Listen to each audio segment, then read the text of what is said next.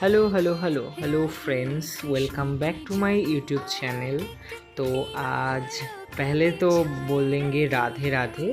तो ये ड्राइंग मैंने बहुत धैर्य के साथ किया है, तो प्लीज़ मेरे वीडियो को एक लाइक करना, please 1 like for this video.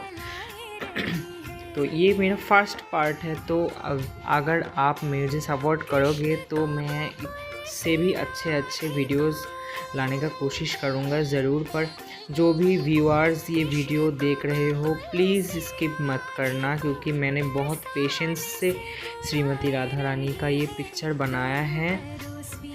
एक आर्टिस्ट का आर्ट का दाम थोड़ा भी हो तो दे देना। लोग बहुत जो ड्राइंग अच्छे से नहीं भी कर पाते उन्हें भी लाइक करते हैं, पर हम लोगों को कोई लाइक नहीं करता।